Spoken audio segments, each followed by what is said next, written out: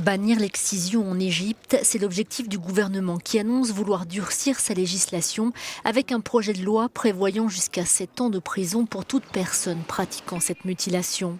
L'excision, ablation partielle au total des organes génitaux externes féminins à des fins non médicales, est illégale dans le pays depuis 2008, mais reste pratiquée.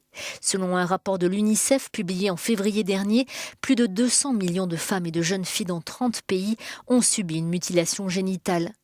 Les pays les plus concernés par cette pratique sont la Somalie, la Guinée, Djibouti, la Sierra Leone, l'Égypte, le Mali et l'Érythrée. Sur les 200 millions de femmes touchées, 44 millions ont moins de 15 ans, principalement en Gambie, en Mauritanie et en Indonésie. Ifra a 17 ans et vit dans un camp de réfugiés qui abrite des milliers de déplacés somaliens.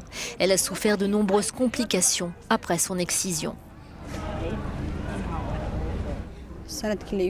J'avais 8 ans quand on m'a excisée, j'ai eu beaucoup de problèmes. J'étais à la maison, j'avais très mal. Je suis restée couchée plusieurs jours à cause des points de suture.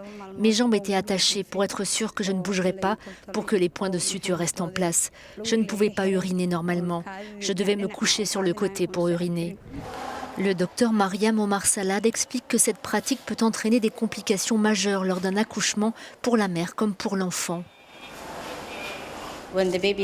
Quand le bébé arrive dans le canal de naissance, il ne peut pas sortir. Il arrive aussi que le bébé s'asphyxie et qu'il vienne au monde mort-né ou qu'il ait besoin d'une longue réanimation, ce qui peut entraîner une paralysie cérébrale.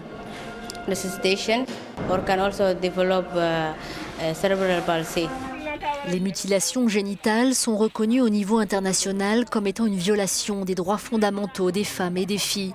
Si certaines communautés abandonnent peu à peu l'excision, l'UNICEF estime que les progrès consentis ne sont pas assez importants et que le nombre de femmes soumises à des mutilations génitales augmentera de manière significative durant les 15 prochaines années.